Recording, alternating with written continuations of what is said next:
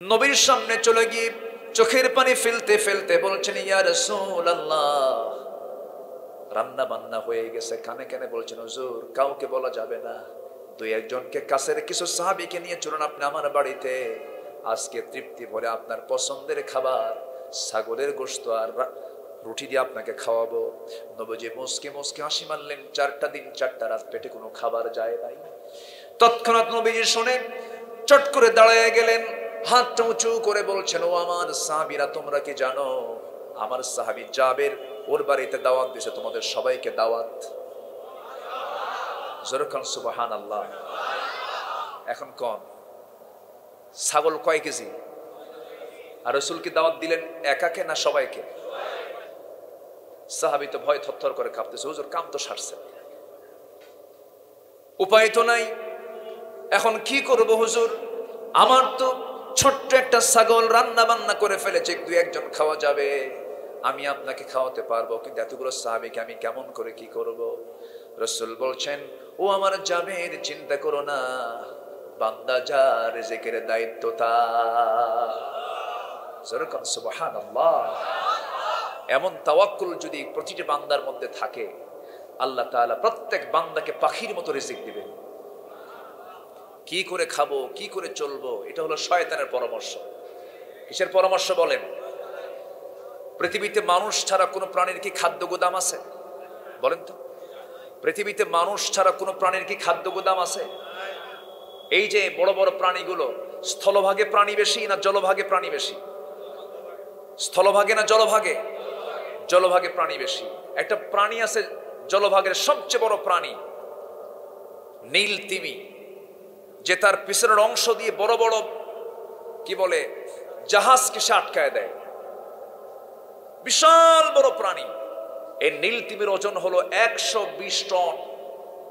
প্রত্যেক দিন সে তার বাচ্চাকে দুধ খাওয়ায় হলো 50 থেকে 60 মণ। সুবহানাল্লাহ বলবেন না? তো নীল তিমির খাদ্য গুদাম কোথায়? আসতে বলে আছে? আচ্ছা, শক্তি দিয়ে কি খাবার পাওয়া যায়? শক্তি দিয়ে যদি খাবার পাওয়া যেত, অনেক সময় সিংহ কিন্তু না খেয়ে থাকে শিকার না পায়া। আবার ছোট্ট পাখি, বাবুই পাখি, তার জীবন লাইফ স্টাইল তো আমার আপনার চেয়ে উন্নত। বাবুই পাখির লাইফ স্টাইল আমার আপনার চেয়েও উন্নত। তার বাসায় ঢোকার জন্য কোনো স্থলভাগ লাগে না।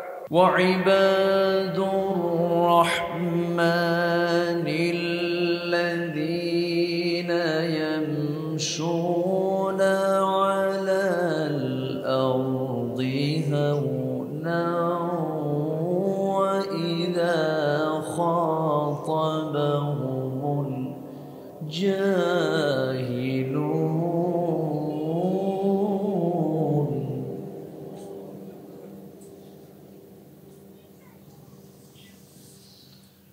وَإِذَا خَاطَبَهُمُ الْجَاهِلُونَ قَالُوا سَلَامًا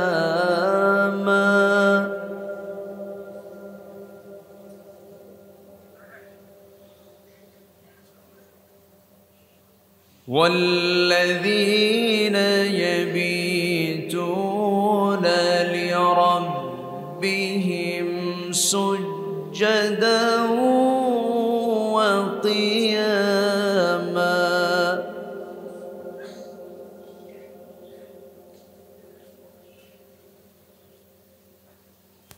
وَالَّذِينَ يَقُولُونَ رَبَّنَا اصْرِفْ عَنَّا عَذَابَ جَهَنَّمَ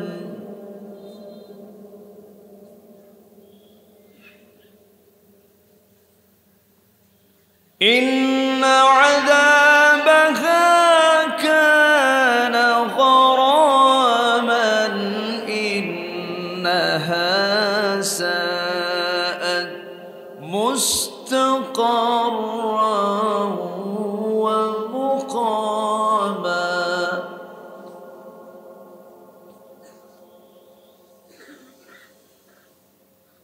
والذين إذا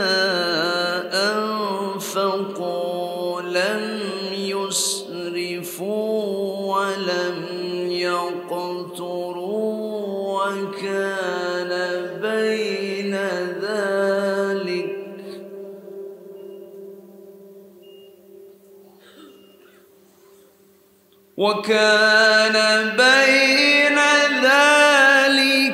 قواما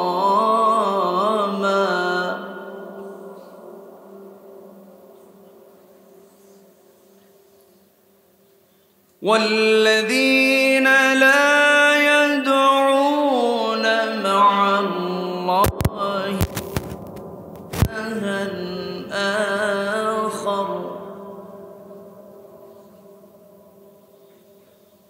ولا يقتلون النفس التي حرم الله إلا بالحق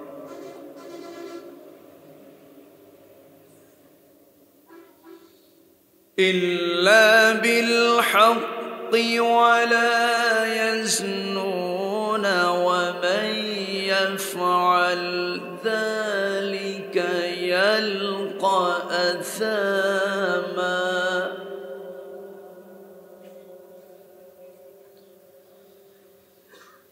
الله أكبر بسم الله الرحمن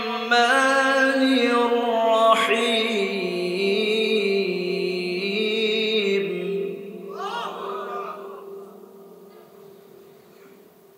إن الله وملائكته يصلون على النبي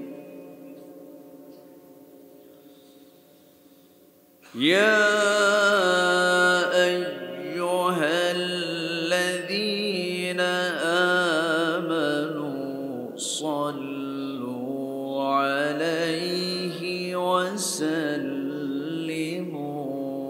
تسليما اللهم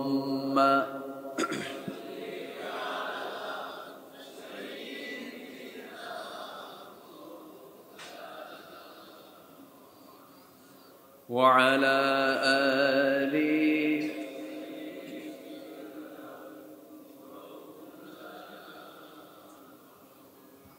একটু মোহাব্বত দিয়ে নবীর প্রেমে মাতোয়ারা হয়ে জবান খুলে জোরালো কণ্ঠে সবাই একযোগে বলি আল্লাহুম্মা সাল্লি আলা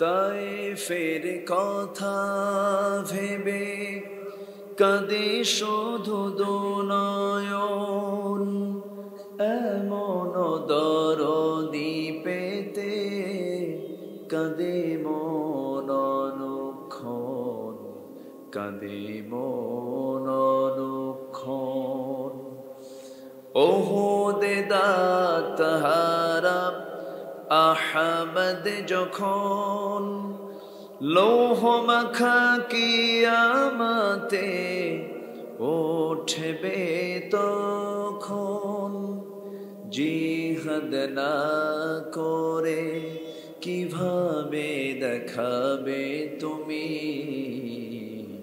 চাঁদ চেহারা রূপে ওয়াতুল আল্লাহুম্মা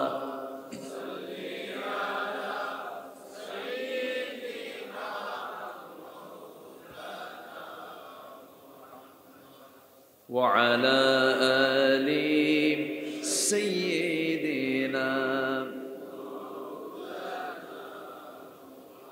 সবাই বলুন বালাগাল উলা বিকামালিহি কাশাফাত তুজা বিজামালিহি হাসুনাত জামিউ جميع خصاله سلوا আরবের বুকে মক্কার পরে যেথায় মা আমিনার ঘর খোদার রহমতে কৌসার হয়ে ঝরছে বারংবার বালাগাল উলা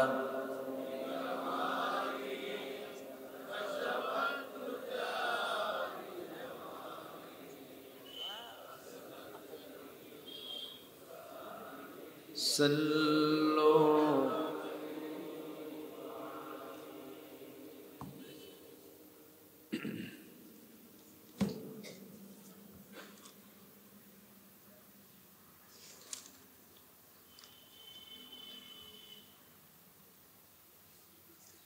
প্রাকৃতিক সৌন্দর্যের অপরূপ লীলাভূমি, সবুজ বেষ্টিত অঞ্চল, পাহাড় বেষ্টিত অঞ্চল,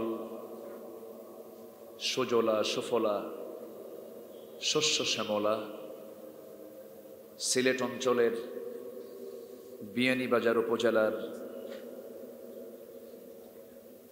খুশির আবদুল্লাপুর মহল্লাবাসীর উদ্যোগে আয়োজিত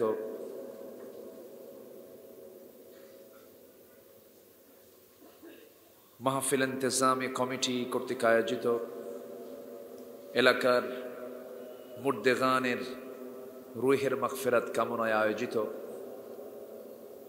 আজকের এই দোয়া ও ইসলাহি মাহফিল, ওয়াজ ও দোয়ার মাহফিল 2024 4 ফেব্রুয়ারিতে অনুষ্ঠিত আজকের এই মহৎ আয়োজনের সম্মানিত সুযোগ্য সভাপতি, আজকের এই প্রোগ্রামের বরেণ্য অতিথিবৃন্দ, সামনে উপস্থিত দিনদার ইমানদার ধর্মপ্রাণ দ্বীন ইসলামের নরসারদুল বীর মুজাহিদ প্রাণ প্রিয় সম্মানিত দ্বীনি ভাইরা, আড়ালে বসে আছেন শ্রদ্ধেয়া সম্মানিতা মা বোনেরা, আলোচনার সূচনায় আনুষ্ঠানিকতার মধ্য দিয়ে আমার পক্ষ থেকে আবারও দিল খোলা সালাম, আসসালামু আলাইকুম ওয়া রাহমাতুল্লাহি ওয়া বারাকাতুহু।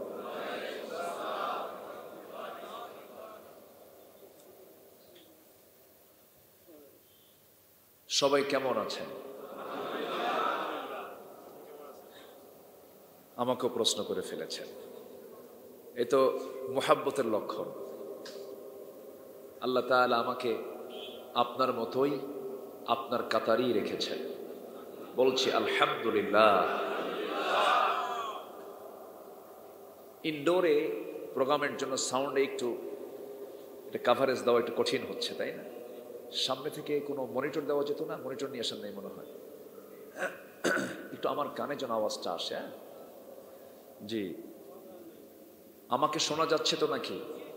সবাইকে শুনতে পাচ্ছেন? জি আলহামদুলিল্লাহ বলি। জি, আমার অভ্যাস অনুযায়ী আমি আলোচনার সূচনায় মুকাম্মিলে নিজামে হায়া, complete and balanced code of life, আল কোরআন আল কারীমের গুরুত্বপূর্ণ একটি সূরা, যেটা দিয়ে আমার আগে একজন তেলাওয়াত করেছে। কই ছেলেটা কোথায়? সুন্দর তেলাওয়াত করেছে। তোর তেলাওয়াতকৃত আয়াতগুলোই আমি আজকে মাথায় নিয়েছি, যে এই বিষয়ে আজকে আমি কথা বলবো। কোথায় ছেলেটা? কোথায় গেল?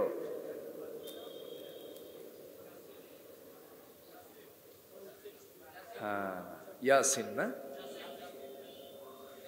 জাসিফ খুব সুন্দর তেলাওয়াত করেছে। তো আমার আজকে আলোচনা বের করে দিয়েছে। ওর তেলাওয়াতই হবে আজকে আমার আলোচনা। আমি সেখান থেকে কথা বলবো ইনশাআল্লাহ। সম্মানিত হাজিরিন, দিন যায় রাত আসে, রাত যায় দিন আসে, সপ্তাহ যায় মাস আসে, মাস যায় সপ্তাহ আসে, এরপরে বছর যায়, যুগ যায়। এরকম করেই একটা শিশু যুবক হতে থাকে। সেই যুবক ধীরে ধীরে আবার বার্ধক্যে উপনীত হয়ে যায়। এক পর্যায়ে দুনিয়া থেকে বিদায় হয়ে যায়। কিন্তু মাঝখান থেকে কোন লোকটা সফল আর কোন লোকটা বিফল, কোন লোকটা ব্যর্থ আর কোন লোকটা মহা সফল, এটাই হলো দেখার বিষয়। সম্মানিত হাজিরিন, আমি আলোচনার সূচনায় যেখান থেকে তেলাওয়াত করেছি, আল্লাহ তাআলা তার বান্দাকে কিছু যোগ্যতা হাসিল করার অর্ডার দিয়েছেন। ইকো দরকার নেই, নট ইকো, হ্যাঁ ইকো দরকার নেই। জাস্ট সাউন্ডটা যেন সবার কানে যেন সুন্দরভাবে সাপ্লাই হয়, আপনার কান এবং আমার কান সবার কানে যেন পৌঁছে যায়। ভিতরে একটু সাউন্ড কাভারেজ দেওয়া একটু কঠিন। জি, সম্মানিত ভাইয়েরা, আল্লাহ চান প্রত্যেক বান্দা জান্নাত পাক, কিন্তু সবাই কি জান্নাত পাবে? বলেন, সবাই কি জান্নাত পাবে? পাবে না। বান্দা এই দুনিয়াতে দুটা কাজ করারই সুযোগ পাবে। ভালো কাজও করতে পারবে, মন্দ কাজও করতে পারবে। আল্লাহ বান্দাকে মুক্ত করে দিয়েছেন কাজের ব্যাপারে, স্বাধীন করে দিয়েছেন। চোখ বানাইছেন কে? কান বানাইছেন কে? নাক দিয়েছেন কে? জিহ্বা দিয়েছেন কে? এই চোখ দিয়ে দেখে কে? আল্লাহ। হুজুর একটু ঝোঁকে কইছি, হঠাৎ করে বলে ফেলেছি। দিয়েছেন আল্লাহ চোখ, কিন্তু আল্লাহকে দেখে না বান্দা দেখে? বান্দা দেখে। এই যে দেখতেছে, এই যে শুনতেছে, এই যে চিন্তা করছে, এই যে জিহ্বা দিয়ে খাচ্ছে, এই যে জীবন প্রণালী, এটাকে সাজানোর জন্যই আল্লাহ তাআলা দিয়েছেন তার সাজানো কিতাব। কি নাম? এটাকে অসাজানো না সাজানো? অগোছালো না গোছালো? গোছালো, সাজানো। এর মধ্যে কোনো অতিরিক্ত কোনো কথা নেই, কোনো বাড়াবাড়ি নাই, কোনো বেহুদা কথা নাই, অপ্রাসঙ্গিক কোনো কথা নাই। যা বলেছেন মেপে মেপে বান্দার জন্য যা দরকার তাই দিয়েছেন। জোরে বলি সুবহানাল্লাহ। আল্লাহ আমার মাথা থেকে পা পর্যন্ত যা দিয়েছেন, কোথাও কি কোনো গ্যাপ আছে? আসতে বলে, কোথাও কি কোনো গ্যাপ আছে? আকাশ বানিয়েছেন কে? আমরা দুনিয়ার ছাদ বানাতে গেলে কত খুঁটি লাগাই, দেখেন এখানকার খুঁটি কতগুলো। কিন্তু আল্লাহ তাআলা এমন ছাদ বানালেন, গোটা দুনিয়া কাভার এক ছাদে, খুঁটি কয়টা? খুঁটি আছে? তাহলে আধুনিক বিল্ডিং কার? আসতে কয়, আধুনিক বিল্ডিং কার? যে বিল্ডিং এর ছাদ আছে কিন্তু খুঁটি নাই। আমরা কত লাইট দিয়ে আমরা আলোকিত করার চেষ্টা করি, কত লাইট লাগে। গোটা পৃথিবীকে আলোকিত করার জন্য কয়টা লাইট? লাইটটা কে দিয়েছেন? ওই যে সূর্য, তাই না? একটা লাইট। তাহলে আমার আল্লাহর এক লাইটে দুনিয়া কাভার, আল্লাহর এক ছাদ দিয়ে দুনিয়া কাভার, খুঁটিবিহীন ছাদ, একটা লাইট, যার কোনো চার্জও যায় না, যার কোনো তেলও ফুরায় না, লোডশেডিংও হয় না। তিনি কে?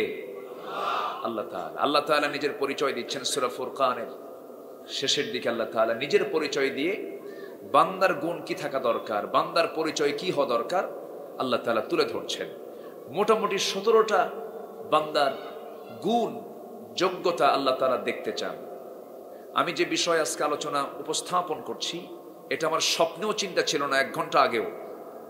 ওই হাফেজ যে তেলাওয়াত করেছে, ওর তেলাওয়াতের এই অর্থ যখন আমি চিন্তা করলাম, ভাবলাম ওই সময় যে আমি আলোচনাটা আমি এখানে উপস্থাপন করব। ইনস্ট্যান্ট আল্লাহ তাআলা যা সুযোগ দেন, জোরে বলি ইনশাআল্লাহ। সম্মানিত ভাইয়েরা, আগে আমাকে চিনতে হবে আমার রবকে, আমার প্রভুকে। কারণ দিন শেষে বউ তো আমার আপন না, ছেলে মেয়ে আমার আপন না। আজকে সকালবেলা আমি এখানে রাতেই এসেছি আপনাদের মহব্বতে। সকালবেলা দেখি মসজিদের মাইকে এলান হলো কে যেন ইন্তেকাল করেছেন। শুনেছেন না আপনারা? এটা হচ্ছে আসল নিউজ। এটা কি নিউজ? আসল নিউজ। এটা অরিজিন নিউজ হচ্ছে এটা। জন্মের সময় হাসে, মৃত্যুর সময় কাঁদে। জন্মের সময় শূন্য হাতে আসে, গায়ে কোনো এক টুকরো কাপড়ও থাকে না। মৃত্যুর সময় সামান্য কিছু কাপড় তার গায়ে লাগিয়ে দেওয়া হয়। আর দুনিয়াতে যেমন শূন্য হাতে এসেছিল, ফেরার সময় অনেক কিছু থাকার পরেও কি হাতে যেতে হয়? শূন্য হাতে যেতে হয়। আজকে সকালবেলা আমি এই নিউজ শোনার পরে আবার আমার বাড়ি থেকে আমার আহালিয়া ফোন দিয়েছে। আমার ঘরের সঙ্গে ঘর লাগানো, যদিও রক্তের কোনো সম্পর্ক নয়, কিন্তু দিনের সম্পর্ক তো আছে, মুসলমান তো। আমার ঘরের সঙ্গে ঘর লাগানো এক মহিলা, ছোট্ট মেয়ে আছে তার, এবং আমার মেয়ের ক্লাসমেট, ক্লাস 9-এ পড়ে একটা মেয়ে আছে, 40 বছর হবে সর্বোচ্চ। তাহাজ্জুদ নামাজ পড়তে দাঁড়িয়েছে। রেগুলার ওই মহিলা তাহাজ্জুদ পড়তেন। নামাজ পড়তে নিয়ে তার খারাপ লাগছে, সুগার নীল হয়ে গেছে মনে হয়। কেউ জানে না, হাজবেন্ড দেশের বাইরে থাকেন, নামাজ পড়া অবস্থায় দুনিয়া থেকে বিদায় নিয়েছেন। খাটের কোনা দিয়ে মাথায় আঘাত লেগেছে, ব্লিডিং হয়ে গেছে, মাথা পড়ে গেছেন। কেউ জানে না, বাসায় কেউ জানতো না। উনি তো একা উঠেছেন।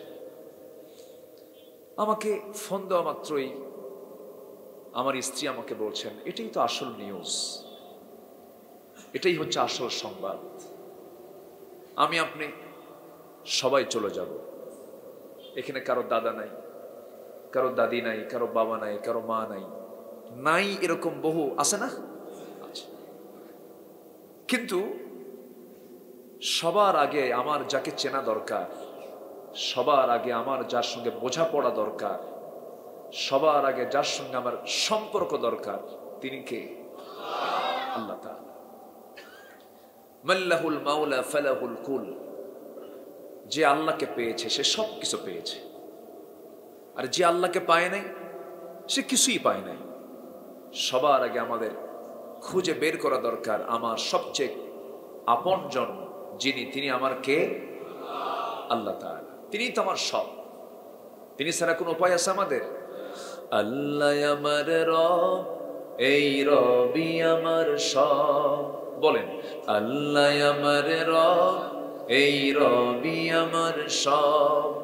দমে দমে তনু মনে তারি অনুভব। আল্লাহ আমার রব, এই রবি আমার সব। তোমার মদদ পেলে আমি আর না কিছু চাই, তোমার প্রেমের অনল আমি কি দিয়ে নে ভাই। তোমার মদদ পেলে আমি আর না কিছু চাই, তোমার প্রেমের অনল আমি কি দিয়ে নে ভাই। যার হয়েছ তুমি তার নেই যে পরাভব, নেই যে পরাভব। আল্লাহ আমার রব, এই রবি আমার সব। আল কোরআনের পথ, এই পথই আসল পথ। অন্য পথে অন্য মতে নেই যে রহমত। আল্লাহ আমার রব, এই রবি আমার সব। দমে দমে তনু মনে তারি অনুভব। আল্লাহ আমার রব, এই রবি আমার সব। আল্লাহ ছাড়া কোন উপায় আছে? আমাকে সবচেয়ে বেশি ভালোবাসেন কে? আসতে বলে কে?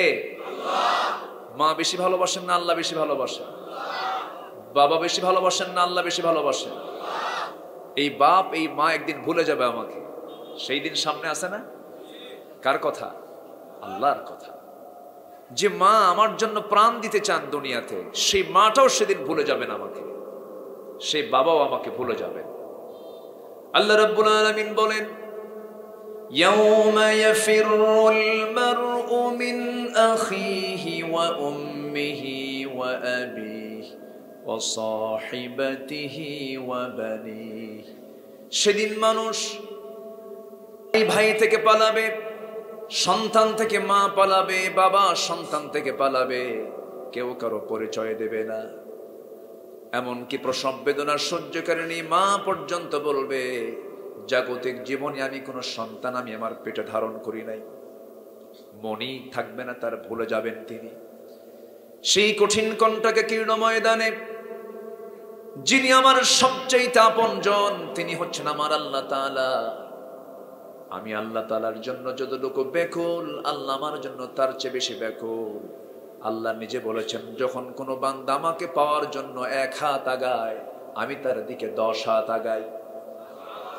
যখন কোনো বান্দা আমার দিকে হেঁটে হেঁটে আসে, আমি তার দিকে দৌড়ায় দৌড়ায় যাই। আমার ভাইয়েরা, আল্লাহকে পাওয়ার জন্য আমাকে পেরেশান হতে হবে। আল্লাহ আমাকে মাফ করার জন্য প্রস্তুত, আল্লাহ আমাকে ক্ষমা করার জন্য প্রস্তুত। আল্লাহ চান সব বান্দাগুলো জান্নাত পেয়ে যাক, কিন্তু বান্দা জাহান্নামে চলে যাবে। বান্দার দোষে না আল্লাহর দোষে? আসতে বলবেন না, বান্দার দোষে না আল্লাহর দোষে? বান্দার দোষেই জাহান্নামে চলে যাবে, কিছুই করার থাকবে না। সেই জাহান্নাম থেকে বাঁচাটাই আমার আপনার জন্য সবচেয়ে বড় চ্যালেঞ্জ। জাহান্নাম থেকে বাঁচা যায় কেমনে, তার জন্য মুজাহাদা করতে হবে, তার জন্য চেষ্টা করতে হবে। এই চেষ্টা করার জন্য আল্লাহ রাব্বুল আলামিন যে পথ এবং পন্থাটা দিয়েছেন, সেটাই হলো কোরআন। এটা এমন একটা ম্যাপ, যে ম্যাপে ভালো করে সার্চ দিলে পরে বান্দা এই দুনিয়াতে বসে থেকে এই জান্নাতের দৃশ্য দেখতে পারবে। যেরকম সুবহানাল্লাহ।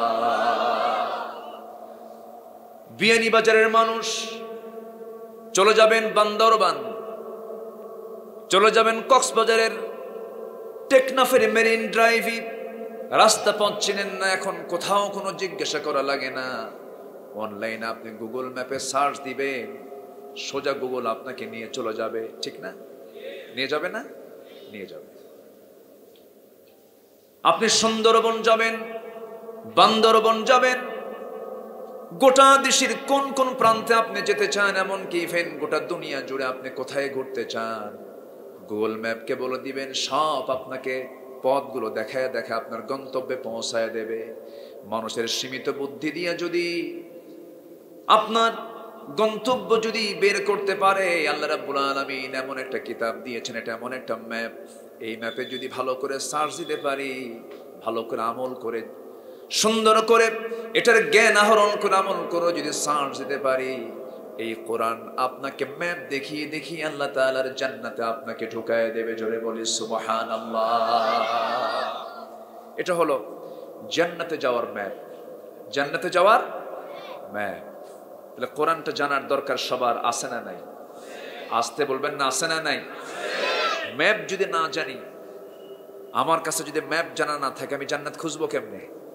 এই জন্য সবার আগে আল্লাহর এই কালামটাকে আমাদের আগে আত্মস্থ করা দরকার, বোঝা দরকার। সব জ্ঞানের আগে এই জ্ঞানটা আগে অর্জন করা দরকার। তাছাড়া আমরা অসহায় হয়ে যাব। ধরুন নতুন কোন সিটি, নতুন শহরে ঢুকলে সব রাস্তা 2 রকম মনে হয় না, 1 রকম মনে হয়? 1 রকম মনে হয়। কোন রাস্তা দিয়ে যাব?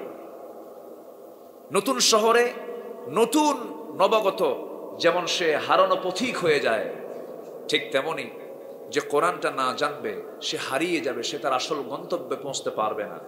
এই জন্য জান্নাতকে পাওয়ার জন্য সবার কাছে আমার 1 নম্বর আহ্বান থাকবে, আমরা আল্লাহর পক্ষ থেকে সাজানো কিতাব কোরআনটাকে আমরা দিল থেকে বুঝে নেব। জোরে বলি ইনশাআল্লাহ, জোরে বলি ইনশাআল্লাহ। আগে আল্লাহর ভাষা আগে আত্মস্থ করতে হবে, আল্লাহর কথাগুলোকে আগে মেমোরাইজ করতে হবে। সম্মানিত ভাইয়েরা, সম্মানিত বন্ধুগণ, আমার আল্লাহ তাআলা নিজে আগে পরিচয় দিচ্ছেন সূরাতুল ফুরকানের শেষ দিকে, শেষ রুকুতে আল্লাহ তাআলা প্রথমে তিনি তার নিজের পরিচয় দিয়েছেন। আমার আল্লাহর পরিচয়টা কি ছোট না বড়? বলেন তো, ছোট না বড়? শুধু বড় না অনেক বড়? তার মতো পরিচয় কেউ দিতে পারবে? আমেরিকার জো বাইডেন পারবে? ইংল্যান্ডের ঋষি সুনাক পারবে? আর রাশিয়ার ভ্লাদিমির পুতিন পারবে? বিশ্বের সবচেয়ে বড় গণতান্ত্রিক রাষ্ট্র দমোদর দাস নরেন্দ্র মোদী দিতে পারবে? আমরা কই পরাশক্তি, আমরা কি কই পরাশক্তি, কোনো শক্তিই নাই, এগুলো কিচ্ছু না। তার বড় প্রমাণ চলে গেছে করোনার মধ্যে না, বড় বড় মেগা সিটি ভুতুরে নগরী হয়ে গেছে, ভুতুরে শহর হয়ে গেছে। সম্মানিত ভাইয়েরা, কিন্তু আমার আল্লাহর পরিচয়টা কত বড় দেখেন, আল্লাহ নিজে পরিচয় দিচ্ছেন। আল্লাহ রাব্বুল আলামিন বলেন, তাবারাকাল্লাযী জাআলা ফিস সামাই বুরুজান ওয়া জাআলা ফিহা সিরাজান ওয়া কমারান মুনীরা ওয়া হুয়াল্লাযী জাআলাল লাইলা ওয়ান নাহারা খিলফাতান লিমান আরাদা আন ইয়াদ্দাক্কারা আও আরাদা শুকুরা। অতীব বরকতময় সেই মহান প্রভু যিনি আকাশে প্রদীপ্ত সূর্যটাকে সেট করেছেন এবং রাতের আলোকিত চাঁদ তিনি সেট করেছেন। সূর্যের পরিচয় দিলেন, চাঁদেরও পরিচয় দিলেন। সূর্য এবং চাঁদটা সেট করে দিয়েছেন কে? আল্লাহ তাআলা। এই সূর্য যদি পৃথিবী থেকে 1 ইঞ্চি দূরে থাকতো, পৃথিবীর মানুষ ঠান্ডায় শেষ হয়ে যেত। আবার যদি এই সূর্য যদি পৃথিবীর দিকে 1 ইঞ্চি যদি কাছে চলে আসতো, পৃথিবীর মানুষ জ্বলে পুড়ে ছারখার হয়ে যেত। যেখানে সেট করা দরকার সেখানে সেট করেছেন আল্লাহ তাআলা। এবং তিনি তার দ্বিতীয় পরিচয় দিচ্ছেন, ওয়া হুয়াল্লাযী জাআলাল লাইলা ওয়ান নাহারা খিলফাতান লিমান আরাদা আন ইয়াদ্দাক্কারা আও আরাদা শুকুরা। এবং তিনি কি করেছেন? রাতকে দিনের স্থলাভিষিক্ত করেছেন, খিলফা করে দিয়েছেন। রাতের মধ্যে দিন ঢুকায় দিয়েছেন, দিনের মধ্যে রাত ঢুকায় দিয়েছেন। আমার দেশে শীতের রাত যখন শুরু হয়ে যায়, দিনের চাইতে শীতের রাত ছোট না বড়? ছোট না বড়? বড়। আবার গ্রীষ্মকালে দিনটা অনেক বড়, রাতটা অনেক ছোট। রাতের মধ্যে দিন, দিনের মধ্যে রাত ঢুকানোর যোগ্যতা একমাত্র কেবলমাত্র কার? আল্লাহ। আল্লাহ কত বড় তার নিজের পরিচয় দিয়েছেন। কি দিতে হবে না, অফ রাখেন। সম্মানিত ভাইয়েরা, আমার কথা কি বোঝা যায়? কোনো সমস্যা নাই তো? জি আলহামদুলিল্লাহ। তাহলে আমার আল্লাহর মতো পরিচয় পৃথিবীর কেউ দিতে পারবে? পারবে না। সে আল্লাহর কাছে আমাকে ধারণা দিতে হবে, সে আল্লাহকে সবার আগে চিনতে হবে, সে আল্লাহর সঙ্গে আগে বোঝাপড়া করতে হবে, সে আল্লাহর সঙ্গে সম্পর্ক গভীর করতে হবে, সে আল্লাহর রুবুবিয়্যাতকে আগে বুঝতে হবে, জানতে হবে। আমি যদি আল্লাহকে পেয়ে যাই আর কাউকে লাগবে না। আল্লাহকে পেলে কি আর কাউকে লাগবে? লাগবে না। আর যে আল্লাহকে ছাড়া সবাইকে পাইছে, আল্লাহকে পায় না, তার কিছুই পাওয়া হয়নি। এই জন্য দুনিয়াতে পাই বা না পাই, এ তো আমার ক্ষণিক জীবনের জন্য, কিন্তু আমার আল্লাহকে যেন আমি মিস না করি, আল্লাহকে যেন মিস না করি, এই বিষয়টা আমরা খেয়াল করব। জোরে বলি ইনশাআল্লাহ। আমার বন্ধুগণ, সে আল্লাহ তাআলা নিজের পরিচয় দেওয়ার পর পছন্দনীয় বান্দার কিছু গুণ আল্লাহ তাআলা এখানে তুলে ধরেছেন। রহমানের বিনয়ী বান্দাগুলো কারা? যাদের মধ্যে 17টা গুণ আছে। কয়টা গুণ বলেন?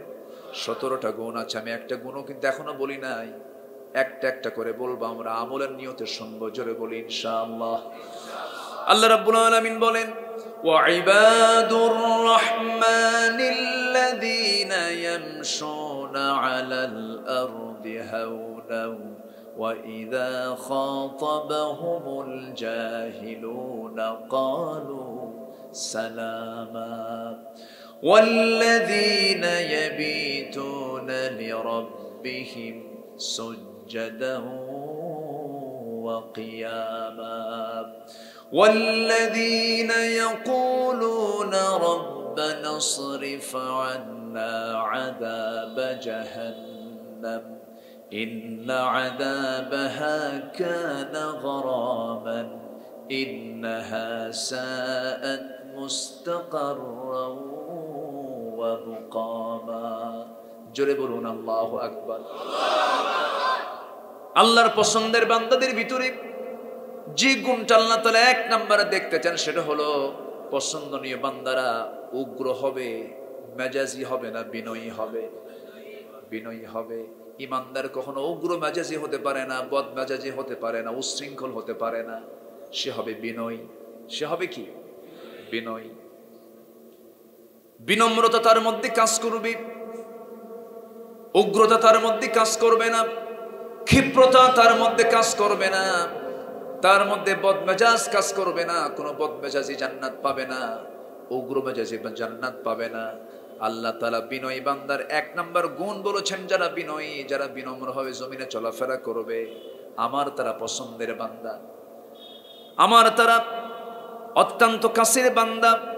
আল্লাহ রাব্বুল আলামিন দুই নাম্বার গুণের কথা বলছেন, ওয়াইদা খাতাবাহুমুল জাহিলুনা ক্বালু সালামা। নাম্বার 2, অজ্ঞদের সঙ্গে তর্ক বিতর্ক না করে যারা জাহেল, সালাম দিয়ে এড়িয়ে যাওয়া। সালাম দিয়ে এড়িয়ে যাওয়া। ইমানদার কি গন্ডগোল চাবে না সমাধান চাবে? আমার দেশের সমাধান বেশি না গন্ডগোল বেশি? মামলা কম না বেশি? আসতে কয়, মামলা কম না বেশি? যারা মামলার আসামি তারা কি অধিকাংশ খারাপ মানুষ না ভালো মানুষ? কি আমি তো প্রশ্নটা খুব জটিল করে ফেললাম। মামলা খেয়েছেন যুগে যুগে অনেক পয়গম্বরও। মামলা খেয়েছেন সাইয়েদনা ইউসুফ আলাইহিস সালাতু ওয়াস সালাম। মামলা খাননি? মামলা খেয়েছেন। মামলার আসামি ছিলেন মুহাম্মদুর রাসূলুল্লাহ সাল্লাল্লাহু আলাইহি ওয়াসাল্লাম। মামলা খেয়েছেন মূসা আলাইহিস সালাতু ওয়াস সালাম। তাকে দেশান্তর করা হয়েছে। রাসূলকে রাষ্ট্রদ্রোহ মামলা দেওয়া হয়েছে। শৃঙ্খলা ভঙ্গের অভিযোগে মামলা দেওয়া হয়েছে। আমার রাসূল পর্যন্ত জেল খেটেছেন 3.5 বছর শিবে আবু তালিবে। তার জেলটা ছিল ভয়ঙ্কর। এখন তো জেলখানায় মাশাআল্লাহ ফ্যানও আছে, লাইটও আছে, জামাই বাবুর মতোই থাকে, আরামও আছে। কিন্তু আমার নবীর জেলখানার উপরে কোনো ছাদ ছিল না। পাহাড়ের পাদদেশে 3.5 বছর আবু জেহেলের নেতৃত্বে মুসলিম সাহাবীদের উপরে, সাহাবা কেরামদের উপরে একটি বয়কট তারা করলো। সেই বয়কটে কেটে গেল 3.5 বছর। খাবার পাননি সাহাবীরা। খাবার না পেয়ে শুকনো খাবারও পান নাই। তাদের পায়খানাগুলো ছাগলের পায়খানার মতো কটকটা হয়ে গেছে। ক্ষুধার যন্ত্রণা সহ্য করতে না পেরে শেষ পর্যন্ত বাবলা গাছের কাঁটা যুক্ত ছাল টান মেরে মেরে ছালগুলো মুখের মধ্যে নিতে গেছেন, রস নেবেন। সঙ্গে সঙ্গে বাবলা গাছের কাঁটাগুলো ঠোঁটের মধ্যে ঢুকে ফিঙ্কি দিয়ে রক্ত বের হয়ে গেছে। খাওয়ার হয় নাই। মাঝে মাঝে বৃষ্টি হতো, পাথরের উপরে কিছু ঘাস জন্মাতো। সেই ঘাসগুলো টেনে তুলে চাবায়া চাবায়া তাদের ক্ষুধা নিবারণ করেছে। এইরকম করে 3.5 বছর পর্যন্ত তারা জেলখানায় জেল কেটেছেন। আমার বন্ধুগণ, আমার ভাইয়েরা, এই সমস্ত নির্যাতন নিপীড়ন গুলো সহ্য করেছেন একমাত্র কার খুশির জন্য? বলেন, আসতে বলবেন না, কার খুশির জন্য? আল্লাহর খুশির জন্য। আমার বন্ধুগণ, মূর্খদেরকে এড়িয়ে চলতে হবে, জাহেলদেরকে এড়িয়ে চলতে হবে। এটা আল্লাহ তাআলার কথা। জমিনে চলতে গেলে অহংকার করে চলা যাবে না, অহংকার প্রদর্শন করা যাবে না। নিরহংকারী হতে হবে। চাল চলন, বেশভূষা, আচার আচরণ, কথাবার্তায় যেন বান্দা মনে হয়, অহংকার যেন না দেখানো হয়, এমন জাতীয় দৃশ্য দেখতে চেয়েছেন কে? আল্লাহ তাআলা। দেখবেন রাস্তায় কিছু কিছু যুবকরা রাস্তায় চলে, যখন ভাবসাব দেখে মনে হয় আমি একখান মাল, কিন্তু কিছুই না। তুমি কিছুই হতে পারোনি। রাস্তায় যখন চলবো আমরা বুঝতে হবে আমি কার আকাশের নিচে আছি। কার আকাশের নিচে আছি? কার জমিনের উপরে? এই কথা চিন্তা করলে কি আর অহংকার আসে? টাকার অহংকার আসে না নাই? সম্পদের অহংকার আসে না নাই? চেহারার অহংকার আসে না নাই? নেতৃত্ব চেয়ারের অহংকার আছে না নাই? ক্ষমতা পাইলে ধরকে সরাগান করে, ক্ষমতা পাইলে রাতকে দিন করে, দিনকে রাত করে, খালি কয় খাইয়া ফালাম, আছে না নাই? কিন্তু কিচ্ছু না। ফেরাউনকে ধরেছেন আল্লাহ তাআলা কয়দিন? আসতে বলবেন না, কয়দিন ধরেছেন? সুবান দিছেন কোথায়? সুবান দেননি, দিয়েছেন। নমরুদকে শেষ করে দিয়েছেন তিনি কে? নমরুদকে বিদায় দিতে আল্লাহর কি বাহিনী পাঠাইছিলেন? মশা। শুধু মশা বাহিনীটা শুধু পাহাড়ের মুখ খুলে দিলেন, মশার বাহিনী চলে আসলো। ন্যাংরা মশা নাকের মধ্যে দিয়ে ঢুকে শেষ। জুতার বাড়ি খাইয়া নমরুদ দুনিয়া থেকে বিদায় নিয়েছে। ফেরাউনের মতো জালিম শাসক দরিয়ার পানিতে চুবন খায়া দুনিয়া থেকে বিদায় নিয়েছে।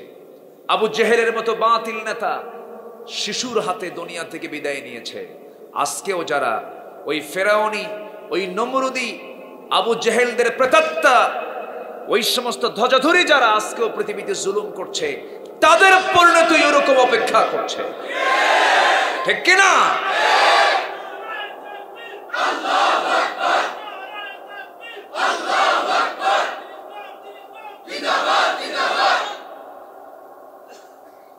এক মাকে শীত যায় না, এক মাকে শীত যায়। ইন্না মাআল উসরি ইউসরা। পরিবেশ কথা বলে দেবে। বাতিল কখনো টিকসই হতে পারে না, বাতিল পরাজিত হবে, হকের বিজয় হবে ইনশাআল্লাহ। আসবে। হকের পক্ষে আমার কে আছেন? আল্লাহ তাআলা আছেন। কিন্তু আমাদের যোগ্যতা হাসিল করতে হবে। আমরা হব বিনয়ী। আমরা হব কি? বিনয়ী। আমরাও যত তর্ক বিতর্কে যাব না। নাম্বার 3 হলো ওই সমস্ত বান্দাগুলোকে আল্লাহ তাআলা তার পছন্দের বান্দা বলেছেন, ওয়াল্লাযীনা ইয়াবিতুনা লিরাব্বিহিম সুজদান ওয়া কিয়ামা والذين يقولون ربنا اصرف عنا عذاب جهنم إن عذابها كان غراما। নাম্বার 3 হলো ওই সমস্ত বান্দা, আল্লাহর পছন্দের বান্দা যারা রাত জেগে জেগে কিয়ামুল লাইল করে, আল্লাহর কাছে রোনাজারি করে, চোখের পানি ফেলে কাঁদে। রাত জেগে জেগে মানে হলো এশার নামাজের পর থেকে নিয়া ফজর পর্যন্ত এই লম্বা টাইমের একটা সময়। ওয়ামিনাল লাইলি ফাতাহাজ্জাদ বিহি নাফিলাতান লাকা আসা আন ইয়াবআসাকা রাব্বুকা মাকামান মাহমুদা। 12টার পর থেকে নিয়ে ফজরের আগ পর্যন্ত এমন একটা টাইম আছে যে টাইমে বান্দা আল্লাহর কাছে চাইলে পরে ওই টাইমে আমার আল্লাহ তাআলা 7 আকাশ থেকে দুনিয়ার আকাশে চলে আসেন। ফিস সামাইদ দুনিয়া, দুনিয়ার আকাশে এসে বলেন, আলা মিন মুস্তাগফিরিন ফাগফির লা। কোন ক্ষমা প্রার্থী আছে আমার কাছে ক্ষমা চাবে, আমি তাকে ক্ষমা করে দেব। আমার বন্ধুগণ, স্পেশাল একটা টাইম ক্ষমা পাওয়ার, সেটা হলো তাহাজ্জুদের সময়, শেষ রাতের শেষ বৈঠকে। আমার নবীজির তাহাজ্জুদ কখনো কাজা হতো না। আমার নবীজি তাহাজ্জুদটাও রেগুলার পড়তেন। কুমিল লাইলা ইল্লা কালিলা নিসফাহু আও ইনকুস মিনহু কালিলা আও জিদ আলাইহি ওয়ারাত্তিলিল কুরআনা তারতিলা। আমার নবীজির তাহাজ্জুদ কাজা হতো না। সিজদা যত বেশি দিব, আমার আল্লাহর সঙ্গে সম্পর্ক তত বেশি হয়ে যাবে। আপনি হতাশায় ভুগতেছেন, আপনি যে কোনো টেনশনে আছেন, ডিপ্রেশনে আছেন। বসুন্ধরা গ্রুপের একজন বড় কর্মকর্তা হঠাৎ করে রাস্তায় একদিন দেখা হলো আমার সাথে। উনি বললেন, হুজুর, জীবনে বহু ট্রিটমেন্ট করেছি, আমার একটা রোগ আছে, লম্বা একটা রোগের নাম বললেন। সিঙ্গাপুরে ট্রিটমেন্ট করেছি, ইন্ডিয়ায় ট্রিটমেন্ট করেছি, থাইল্যান্ডে ট্রিটমেন্ট করেছি। গোটা দুনিয়ার বড় বড় ডাক্তারকে আমি আমার রোগের ব্যাপারে আমি তাদের কাছ থেকে পরামর্শ নিয়েছি। পৃথিবীর কোনো ডাক্তার, পৃথিবীর কোনো ঔষধ আমাকে সুস্থ করতে পারে নাই। তবে আমার একটা আয়াত আমার জীবনকে চেঞ্জ করে দিয়েছে, একটা ওয়াজ আমার জীবনকে চেঞ্জ করে দিয়েছে। আমি বললাম, আপনি কি ওয়াজ শুনছেন বলেন? হুজুর, আপনার একটা লাইন ওয়াজ শুনেছি। আমি বললাম, আপনি আমার আবার কি ওয়াজ শুনলেন? আপনার ওষুধ খাওয়া লাগে না? বেচারি আমাকে ধরে কেঁদে ফেলে দিয়েছেন। আমি তাকে বললাম, কি ওয়াজ শুনেছেন বলেন। হুজুর, আমার এমন একটা রোগ সৃষ্টি হয়ে গিয়েছিল, বাঁচার কোনো ইচ্ছা হয় না, মনে হয় আমি মরে যাই, সুইসাইড করি, দুনিয়া থেকে বিদায় নিয়ে নেই। হতাশা আমার ভিতরে কাজ করছিল। কিন্তু আপনি যখন একটা বক্তব্য, আপনার আলোচনা যখন আমি শুনেছিলাম, সেই দিন থেকে আমার কোনো ওষুধ লাগে নাই। সেটা কি? আমি আমার একটা আলোচনায় বলেছিলাম, লা তাহজান, চিন্তা করবে না, হতাশ হবে না। হতাশা শয়তান থেকে আসে, ডিপ্রেশনটা শয়তান তৈরি করে দেয়। বান্দার সকল ডিপ্রেশন, বান্দার সকল হতাশা দূর হয়ে যাবে যখন বান্দা একাকী, কেউ নাই তার পাশে। সেজদার সময় পৃথিবীর কাউকে সে না মনে করে সেজদায় পড়ে পড়ে যদি সে বান্দা যদি আল্লাহর কাছে সমস্ত আরজুগুলো করে, এই সেজদার মধ্যে যে তৃপ্তিটা বান্দা পেয়ে যায়, পৃথিবীর কোনো তৃপ্তি এই বান্দার জীবনে আর থাকতে পারে না। যেরকম সুবহানাল্লাহ। সেজদা, সেজদার মতো তৃপ্তির জায়গা, তৃপ্তির কাজ আর পৃথিবীতে নাই। যখনই কোনো আপনার ভিতরে হতাশা কাজ করবে, সব কিছু বাদ দিয়ে যে সেজদায় পড়ে কাঁদবো কার কাছে? আসতে বলবেন না, কার কাছে? ফরজ নামাজ বাদে যে কোনো নফল নামাজে সেজদার ভিতরে আপনি যা ইচ্ছা তাই চাবেন, আপনার মনে যা চায় আপনি তাই বলবেন। সেজদা হলো চাওয়ার জায়গা। জোরে বলি সুবহানাল্লাহ। সেজদা কিসের জায়গা? চাওয়ার জায়গা।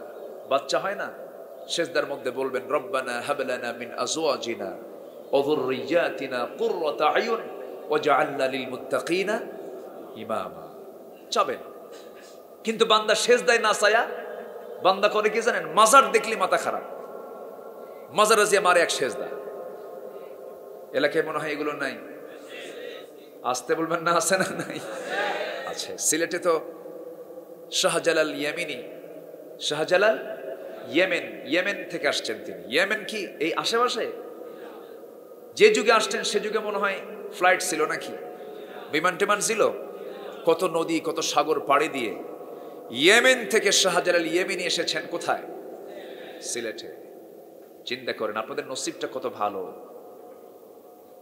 শাহজালাল ইয়ামিনীকে বুকে নিয়ে আপনারা অবস্থান করছেন। শাহজালাল ইয়ামিনী নিজের পরিবার ছেড়ে, দেশ ছেড়ে, পরিবারের মায়া ছেড়ে, এবং তিনি ফকির পরিবারের সন্তান ছিলেন না, ইতিহাস বলে রাজ পরিবারের সন্তান তিনি ছিলেন।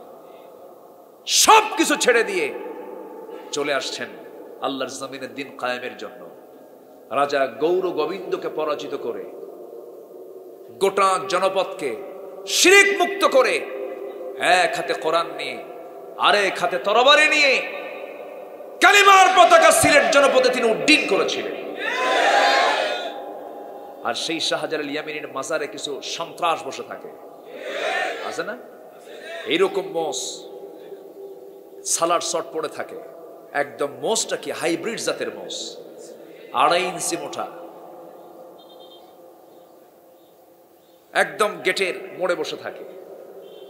সম্মানিত ভাইয়েরা, শাহজালাল ইয়ামিনী যদি বেঁচে থাকতেন এদেরকে একদম পিটাইয়া সোজা করতেন। আমরা অবশ্যই শাহজালাল ইয়ামিনীকে সম্মান করি। তাদের ত্যাগ, তাদের কোরবানি, তাদের দিন প্রচারের মধ্য দিয়ে আমরা ইসলামকে খুঁজে পেয়েছি। কিন্তু এর মানে এটা নয় যে তার মাজারে গিয়ে, তার কবরে গিয়ে সেজদা দেওয়া যাবে। উনি কি সেজদা দিতে বলেছেন? খুলনায় শুয়ে আছেন খান জাহান আলী রহমতুল্লাহ আলাই। শাহপরানের মাটি এই বাংলার মাটি। শাহ মাকদুম শুয়ে আছেন রাজশাহীতে। হাজারো আউলিয়ার আগমনে ধন্য বাংলার জমিন। কিন্তু এটা বিকৃত করে মানুষের সামনে উপস্থাপন করা হচ্ছে। আজ কাশ্মীরে শুয়ে আছে, কি বলে, আজমির শরীফে শুয়ে আছেন খাজা মাইনুদ্দিন চিশতি রহমতুল্লাহ আলাই। তিনি রাজা পৃথ্বীরাজের বিরুদ্ধে, রাজা পৃথ্বীরাজ তার বিরুদ্ধে মোকাবেলা করে গোটা ভারতবর্ষে তিনি কালিমার পতাকা উড্ডীন করেছিলেন। তারা হচ্ছেন আসল পীর। আর আজকের সমাজে কিছু ভণ্ডের আবির্ভাব হয়েছে। ওই ভণ্ডগুলোর পায়ে যে মুরিদরা সেজদা মারে, আসেন এরকম, আসে না নাই? আসে না নাই? কোন বান্দার কাছে চাওয়া যাবে না, চাইতে হবে ওয়াইদাস্তাআনতা ফাস্তাইন বিল্লাহ। চাইবো আমরা কার কাছে? আল্লাহর কাছে আমরা চাবো। রাত জেগে জেগে সেজদা দেব কাকে? না কোনো বাবাকে? বাবাকে সেজদা দিলে কি ইমান কি থাকবে না যাবে? ইমান হেরে যাবে, ইমান নষ্ট হয়ে যাবে। বাচ্চা হয় না, চাকরি হয় না, ঋণ যায় না, সমস্যা যায় না, রোগ সারে না, সকল কিছু চাওয়ার জায়গা হলো সেজদারের জায়গা। সেজদায় পড়ে আমরা কাঁদবো, আল্লাহর কাছে বলবো। যদি আল্লাহকে বললাম, আল্লাহ যদি তৎক্ষণাৎ দিয়ে দেন, এটা আমার জন্য বড় বরকতময়, আলহামদুলিল্লাহ পেয়ে গেলাম। কিন্তু আপনাকে যদি আল্লাহ না দেন, মাথায় রাখতে হবে আল্লাহ তাআলা আপনাকে পরে দিবেন, দেরিতে দিবেন। দেরিতেও যদি না দেন, এই দুনিয়াতে যদি আল্লাহ আপনাকে না দেন, ভাবতে হবে আল্লাহ আপনাকে জান্নাত দিয়ে দিবে। যেরকম সুবহানাল্লাহ। পাইলেও আলহামদুলিল্লাহ, না পাইলেও আলহামদুলিল্লাহ। 17টা গুণ নিয়ে ইমানদারের 17টা যোগ্যতা কি কি, এই বিষয়ে আমি কথা বলছিলাম। মাত্র 3 নাম্বার চলতেছে, একটু কানটা লাগান, মনোযোগ দিয়ে শোনেন। নাম্বার 4 হলো ওয়াল্লাযীনা ইয়াবিতুনা লিরাব্বিহিম সুজদান ওয়া কিয়ামান ওয়াল্লাযীনা ইয়াকুলুনা রাব্বানা ইসরিফ আন্না আযাবা জাহান্নাম ইন্না আযাবাহা কানা গরামান ইন্নাহা সাআত মুস্তাকাররান ওয়া মুকামা। নাম্বার 4 হলো যারা ইমানদার, আল্লাহর যারা পছন্দের বান্দা, জাহান্নাম থেকে বাঁচার আকুতি করবে, আল্লাহ জাহান্নাম থেকে বাঁচাও, চোখের পানি ফেলে ফেলে কাঁদবে। চোখের পানি যদি আল্লাহর ভয়ে কোনো বান্দারা যদি এক ফোঁটা পড়ে যায়, 7 সমুদ্রের পানি দিয়ে জাহান্নাম কখনো নিভানো সম্ভব নয়। কিন্তু বান্দা যদি আল্লাহর ভয়ে যদি এক ফোঁটা চোখের পানি ফেলতে পারে, এই চোখের পানির দামটা এত, 7টা জাহান্নামের আগুন আল্লাহ তাআলা এক ফোঁটা চোখের পানি দিয়ে নিভাইয়া দিবে। আমরা কাঁদবো কার কাছে? আল্লাহর কাছে। যে কান্নায় লাভ আছে সেই কান্নায় কানবো আমরা। যে কান্নাকাটিতে কোনো লাভ নাই সেই কান্নাকাটি আমরা করতে যাব না। আমার বন্ধুগণ, আল্লাহ কাঁদাকে খুব পছন্দ করেন। 2টা চোখ কখনো জাহান্নামে যাবে না। একটা হলো আল্লাহর ভয়ে যে ব্যক্তি কান্দে। আমার নবী যে সবচেয়ে বেশি কেঁদেছে, এখনো কবরে শুয়ে শুয়ে কাঁদতেছে। কাল হাসরের ময়দানে সবাই বলবেন নফসি নফসি, আমার নবী বলবেন উম্মতি উম্মতি। আমার নবী যে সারা জীবন কেঁদেছেন, হেসেছেন কম, কেঁদেছেন বেশি। সেজদার মধ্যে এক রাতে নবীজি ডুকরে ডুকরে কাঁদতেছেন। ঘন্টা পার হয়ে যায়, রাসূল সেজদা থেকে মাথা ওঠান না। আম্মা জান আয়েশা পাশে বসা ছিলেন। নবীজির এমন সেজদার দৃশ্য দেখে নড়াচড়া নাই। আম্মা জান আয়েশা মনে করলেন রাসূল বুঝি মারা গেছেন। একটু ঘুতা মারলেন, একটু চিমটি কাটলেন, নবীজি নড়ে উঠলেন, সালাম ফিরলেন। রাসূল বলছেন আয়েশা আমাকে চিমটি কাটো কেন, কি হয়েছে বলো আয়েশা। আম্মা জান আয়েশা বলছেন আপনি নড়াচড়া করেন না, আপনি কাঁদতে কাঁদতে যায় নামাজ ভিজে ফেলতেছেন। আমি নড়াচড়া বন্ধ দেখে ভাবলাম বুঝি আপনি মারা গেছেন কিনা, এই জন্য চিমটি কাটছি। রাসূল বলছেন ওরে আয়েশা, কাল কিয়ামতের ময়দানে আল্লাহ যদি আমাকেও পাকড়াও করেন, আমিও নাজাত পাবো না আয়েশা। লাইয়ান জুহাদুম মিনকুম ইল্লা আইয়াতাগাম্মাদানি আল্লাহ। আল্লাহ তাআলা সেই দিন কাউকে নাজাত দেবেন না যদি আল্লাহ আমাকেও পাকড়াও করেন। তবে আল্লাহ তাআলা আমাকে রহমতের চাদর দিয়ে আবৃত করবেন, আল্লাহ আমাকে মাফ করে দিবেন। আয়েশা আমি যদি দুনিয়া থেকে বিদায় হয়ে যাই, আয়েশা আমার উম্মতকে জানায় দিও, আমার উম্মতরা যেন কখনো 5 ওয়াক্ত নামাজ না ছেড়ে দেয়। জোরে কোন সুবহানাল্লাহ। সর্বক্ষণ আমাকে যিনি মনে করেছেন তিনি হচ্ছেন আমার নবী মুহাম্মদ সাল্লাল্লাহু। হাসরের ময়দানে 4 বার তিনি আসবেন। কয়বার? আমার নবীজি উম্মতকে ছাড়া জান্নাত যাবেন না। আমার নবীজি দুনিয়াতে সাহাবে কেরাম কিনে যতদিন থেকেছেন, সমস্ত কাজগুলো আগে করেছেন, কষ্টগুলো নিজের কাঁধে আগে নিয়ে নিয়েছেন। বদরের প্রান্তরে গেছেন, উহুদের প্রান্তরে গেছেন। উহুদের প্রান্তরে সবচেয়ে বেশি রক্তাক্ত হয়েছেন মুহাম্মদ সাল্লাল্লাহু আলাইহি ওয়াসাল্লাম। আমার নবীজি স্বতন্ত্র হয়ে থাকতেন না, নবীজি সবার সঙ্গে মিশে মিশে থাকতেন। আমার নবীজি একাকী স্বতন্ত্র মনে করে চলতেন না, বিশেষ মানুষ মনে করে চলতেন না। যুদ্ধ শেষে খাবারের প্রয়োজন হলো, রান্না বান্নার প্রয়োজন হলো, রাসূল বললেন কে কি রান্না বান্না করবে আমাকে বলো, কে কোন দায়িত্ব পালন করবে আমাকে বলো। হুজুর আমি বাজার করতে যাব, আমি গোশত সংগ্রহ করব, আমি রান্না বান্না করব। সবাই দায়িত্বগুলো বুঝে নিলেন। রাসূল বলেন সাহাবীরা তোমরা তো আমাকে দায়িত্ব দিলে না, আমি কি কোনো দায়িত্ব পালন করব না? সাহাবীরা বলছেন ইয়া রাসূলুল্লাহ আপনি বিশ্বনবী, আপনাকে আমরা কি দায়িত্ব দেব? রাসূল বললেন না রে না, আমাকেও দায়িত্ব দিতে হবে। তোমরা সব দায়িত্ব যখন নিয়েছো, একটা দায়িত্ব বাদ পড়ে গেছে। রান্না বান্না করার জন্য যে জ্বালানি সংগ্রহ করা দরকার, কাঠের যে দরকার, সেই কাঠ সংগ্রহের দায়িত্ব আমি রাসূল নিজে নিয়ে নিলাম। সবচেয়ে কঠিন কাজ কোনটা? কাঠ সংগ্রহ করে না, কঠিনটার দায়িত্ব নিয়েছেন মুহাম্মদ সাল্লাল্লাহু আলাইহি ওয়াসাল্লাম। আম্মা জান আয়েশা বলেন আমি যখন ঘরের মধ্যে ঢুকতাম, আর রাসূল যখন আমার ঘরের মধ্যে ঢুকতেন, তিনি আমাকে ডাকতেন না, আমাকে না ডেকে আস্তে আস্তে করে দরজা খুলতেন, খুলে আমার ঘরের মধ্যে দেখতেন খাবার আছে কিনা। চুল পরিমাণ কোনো খাবার নবীর ঘরে ছিল না। নবীজির মন খারাপ হয়নি কখনো। আমার নবীজি সেই সময় কি করতেন? সামান্য কিছু পানি পান করে শেষ রাতে রোজার নিয়তে পানি পান করে রোজা রেখে দিতেন। আম্মা জান আয়েশা বলেন রাসূল আমার পাশে শাস্তি করে শুয়ে পড়তেন, আমাকে ডাকতেন না যেন আমার ঘুমের ব্যাঘাত না হয়। সুবহানাল্লাহ বলবেন না? কি বিনয়ী মানুষ তিনি ছিলেন, আমাদের কি শিক্ষা তিনি দিয়েছেন। সেই নেতৃত্ব ছেড়ে আজ যুবকরা কোন নেতৃত্বের পেছনে দৌড়াও? যে নেতা তোমার হাতে ইয়াবা তুলে দেয়, যে নেতা তোমার হাতে মদের বোতল তুলে দেয়, যে নেতা তোমাকে অবৈধ নারী তোমার হাতে তুলে দেয়, যে নেতা তোমাকে দুনিয়াবী চেতনা লালন পালন করায়, ওই সমস্ত নেতৃত্বের মুখে আমরা জুতা মারি, থুতু মারি। আমরা ওই নেতৃত্ব মানি না।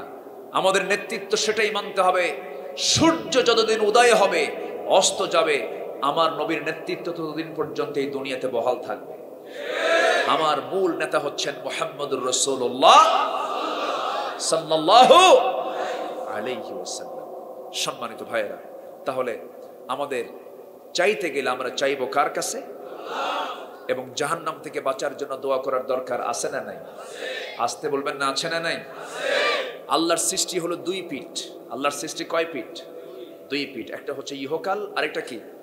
পরকাল। পিঠ দুইটা, একটা ইহকাল আরেকটা কি? পরকাল। আমরা ইহকালকে সামনে রেখে চলবো না পরকালকে সামনে রেখে চলবো? বলেন কোনটাকে সামনে রেখে চলবো? দুইটা পিঠ আল্লাহর সৃষ্টির, একটা ইহকাল আরেকটা কি? পরকাল। আমরা চলবো ইহকালকে সামনে রেখে না পরকালকে সামনে রেখে? পরকালকে সামনে রেখে। আরে ঠান্ডা হয়ে যাচ্ছে বারবার না? দিতে হবে না তো, সমস্যা নেই। আপনারা কষ্ট পাচ্ছেন নাকি? আমি কষ্টের মধ্যে ফেলে দিইনি তো? একটু জিকির করি লা ইলাহা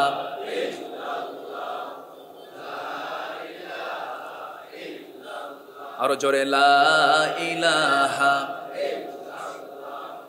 সুবহানাল্লাহ আলহামদুলিল্লাহ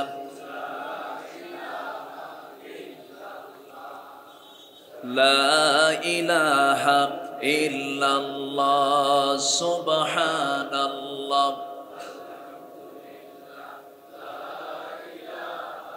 আরো জোরে লা ইলাহা লা ইলাহা ইল্লাল্লাহ মুহাম্মাদুর রাসূলুল্লাহ সাল্লাল্লাহু আলাইহি ওয়াসাল্লাম। তাহলে আমরা 17টা গুণ অর্জন করব। এটা কার দেওয়া পরামর্শ? আল্লাহর দেওয়া। আমরা জমিনে উচ্ছৃঙ্খল হব না বিনয়ী হব? বিনয়ী হব। আমাদের চলা, আমাদের কথা, আমাদের আচার, আমাদের আচরণ, আমাদের লেনদেন, আমাদের সবকিছু হবে বেঈমানদের মতো না ইমানদারের মতো? ইমানদারের মতো। লেনদেন হতে হবে ভেজাল না নির্ভেজাল? ওজন কম বেশি না সমান সমান? সমান সমান। আমার দেশের ওজন কি ঠিক আছে? বহুদিন আগে, আজ থেকে 14-15 বছর আগের কথা, আমি মাছের বাজারে গেছি, মাছ কিনবো। বাজার তো করতে হয় নাকি? রসুল বাজার করেন, বলা হতো মা লিহাদার রসুল ইয়ামশি ফিল আসওয়াক ওয়া ইয়াকুলুত তুআম, এটা কেমন রসুল যে বাজারেও যায় আবার খাবারও খায়। মানে হুজুরদেরকে অনেকে দেখতে চায়, হুজুররা আবার এইগুলো করবে কেন? অনেকদিন আগে এক ছোট্ট বাচ্চা, 8 বছরের বাচ্চা আমাকে দেখে বলতেছে, হুজুর ভাবছিলাম হুজুররা ভালো মানুষ, কিন্তু হুজুররা তো ভালো মানুষ না কেন? হুজুররা বিয়ে করে। মানে ওদের ধারণা হলো হুজুররা বিয়ে করবে কেন, এদের আবার বাচ্চা কাচ্চা হয়, এটা কেমন কথা? তো বাজার করাও যে ইবাদত, লেনদেন করাও যে ইবাদত, দেশ চালানো যে ইবাদত, রাষ্ট্র চালানো যে ইবাদত, এটা অনেকে বুঝতে চায় না। আছে না নাই? কিন্তু বুঝিয়ে দিয়েছেন মুহাম্মদ সাল্লাল্লাহু আলাইহি ওয়াসাল্লাম। তো আমি বাজারে গেছি, আমাকে দেখে এক মাছ বিক্রেতা লম্বা একটা সালাম দিল। সালাম দেওয়ার সঙ্গে সঙ্গে ভাবলাম মনে হয় আমার চিনে। বলতেছে, হুজুর আমি আপনার ওয়াজের খুব ভক্ত, আমি ওয়াজ শুনি। তো খুব প্রশংসা করতেছে। তো ভাবলাম বেচারি আমাকে চেনে। আমি বললাম, আমি তো মাছ কিনতে আসছি, কিছু মাছ কিনবো। হুজুর ঠিক আছে, আপনি নিতে পারেন, আপনি দেন আমাকে মাছ কিছু, আমি নিয়ে যাই।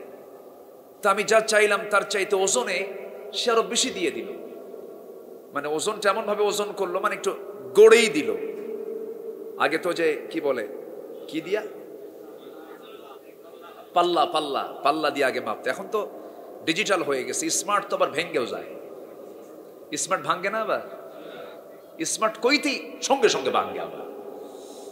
তো যাই হোক, তো পাল্লায় ওজন যখন দিল মনে হলো যে আমাকে বেশি মাছ দিয়ে ফেলছে। তো বললাম, ভাইজান আপনি আমাকে বেশি দিচ্ছেন কেন? হুজুর একটু দোয়া করবেন, একটু দোয়া করবেন আমার জন্য।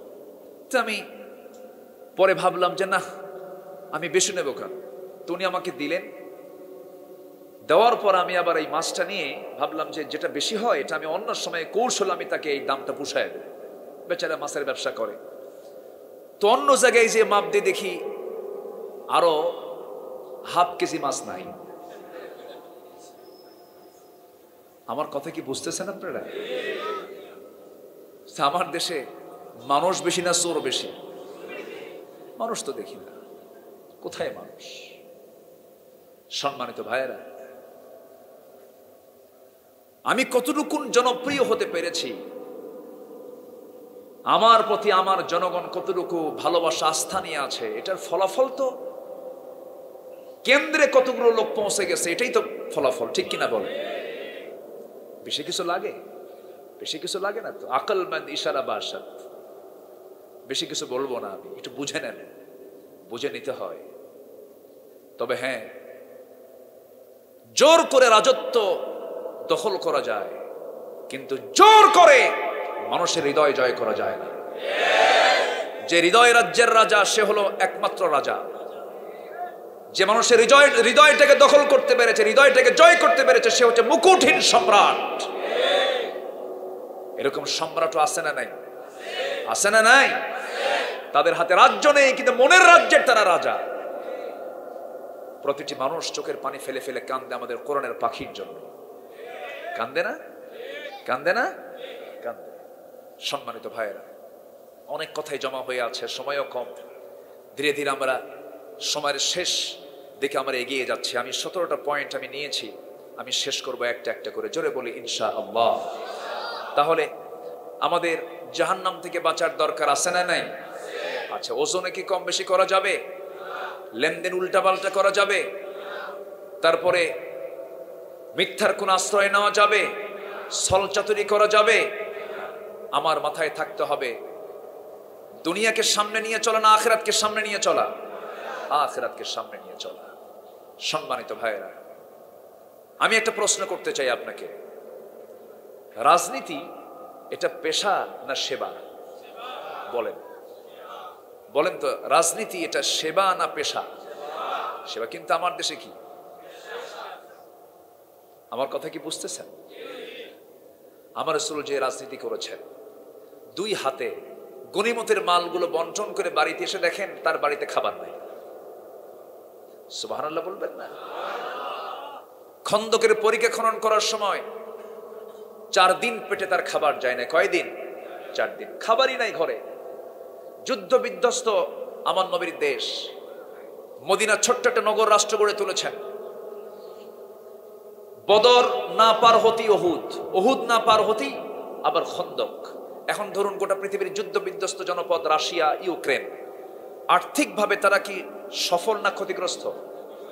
যুদ্ধ লাগলে সে দেশটা আর্থিকভাবে ক্ষতিগ্রস্ত হয়ে যায়। আমার নবীজি খন্দকের সময় এতটাই সংকটে পড়লেন, নবীর পেটে খাবার নাই, ওইদিকে পরীক্ষা খনন করতে হচ্ছে, মদিনাকে সেভ করার জন্য ক্যানেল করতে হচ্ছে, পরীক্ষা খনন করতে হচ্ছে। পরীক্ষা খনন করার কাজে সবার আগে কোদাল হাতে নিয়েছেন মুহাম্মদ সাল্লাল্লাহু আলাইহি ওয়াসাল্লাম। কোদাল হাতে নিয়েছেন। কোদাল হাতে নিয়ে আমার নবীজি পরীক্ষা খনন করছিলেন। 4 দিন চলে গেছে, নবীর পেটে কোনো খাবার যায় নাই, পানি যায় নাই। আমার নবীজির পেটে সেই সময় তিনি পাথর পর্যন্ত বেঁধেছেন, ক্ষুধার যন্ত্রণা সহ্য করতে না পেরে। কেউ এটা টের পায় নাই, কিন্তু একজন সাহাবী, খুব কাছের সাহাবী, তিনি টের পেয়েছেন। রাসূলকে কাছে টের পেয়ে রাসূলের কাছাকাছি গিয়ে চোখের পানি ফেলে ফেলে কেঁদে বলছেন, ইয়া রাসূলুল্লাহি, আপনি বুঝতে দেন নাই, কিন্তু আমি বুঝতে পেরেছি আপনার পেটে কোনো খাবার নাই। আপনি একদিন না, 2 দিন না, আমার মনে হয় কয়েকদিন যাবত পেটে কোনো খাবার আপনার পৌঁছে নাই হুজুর। রাসূল বলছেন, ও আমার সাহাবী, তুমি তো বোঝার কথা নয়, তুমি বুঝলে কেমনে হুজুর? আপনি জুব্বা পরে আছেন ঠিক, কিন্তু আমি তো আপনাকে খুব কাছ থেকে বুঝি, ফিল করি। আপনার চোখ, আপনার চেহারা প্রমাণ করে আপনার পেটে কোনো খাবার নাই। আপনি পেটে পাথর বেঁধেছেন। হুজুর, আমি সহ্য করতে পারছি না, আপনি যদি আমাকে পারমিশন দিতে চান দিতে পারেন, বাড়িতে যাব আমি। আমার ছোট্ট একটা ছাগল আছে, সেই ছাগলটা আমি জবহ করব, জবহ করে আপনাকে তৃপ্তি ভরে রান্না করে খাওয়াবো। রাসূল বলছেন, ও সাহাবী, যাও, তুমি যাও। 6 কেজি ওজনের একটা ছাগল ছিল, সেই 5 থেকে 6 কেজি ওজনের ছোট্ট একটা ছাগল বউকে সাথে করে নিয়ে বলছেন, বউ আমার সুন্দর করে রান্না বান্না করে ফেলবে। রাসূল আজকে আমার বাড়িতে তাশরীফ আনবে, আমি তাকে দাওয়াত দিয়েছি।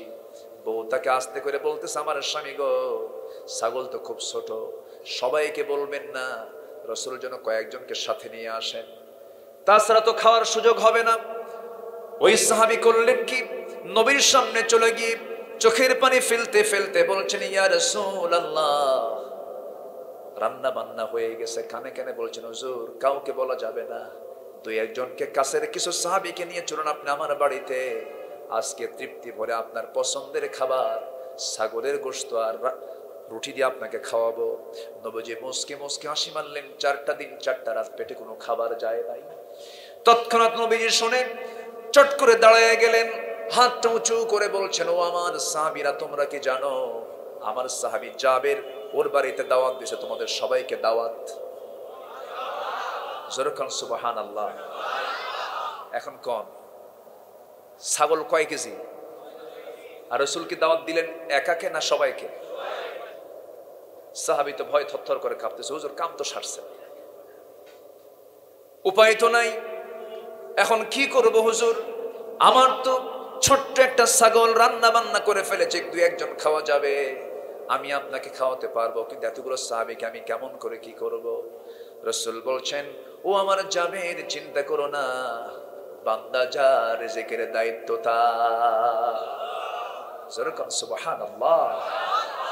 এমন তাওয়াক্কুল যদি প্রতিটি বান্দার মধ্যে থাকে, আল্লাহ তাআলা প্রত্যেক বান্দাকে পাখির মতো রিজিক দিবেন। কি করে খাবো, কি করে চলবো, এটা হলো শয়তানের পরামর্শ। কিসের পরামর্শ বলেন? পৃথিবীতে মানুষ ছাড়া কোনো প্রাণীর কি খাদ্য গোদাম আছে? বলেন তো, পৃথিবীতে মানুষ ছাড়া কোনো প্রাণীর কি খাদ্য গোদাম আছে? এই যে বড় বড় প্রাণীগুলো, স্থলভাগে প্রাণী বেশি না জলভাগে প্রাণী বেশি? স্থলভাগে না জলভাগে? জলভাগে প্রাণী বেশি। একটা প্রাণী আছে জলভাগের সবচেয়ে বড় প্রাণী, নীল তিমি, যে তার পিছনের অংশ দিয়ে বড় বড় কি বলে জাহাজকে সে আটকায় দেয়। বিশাল বড় প্রাণী। এই নীল তিমির ওজন হলো 120 টন। প্রত্যেক দিন সে তার বাচ্চাকে দুধ খাওয়ায় হলো 50 থেকে 60 মণ।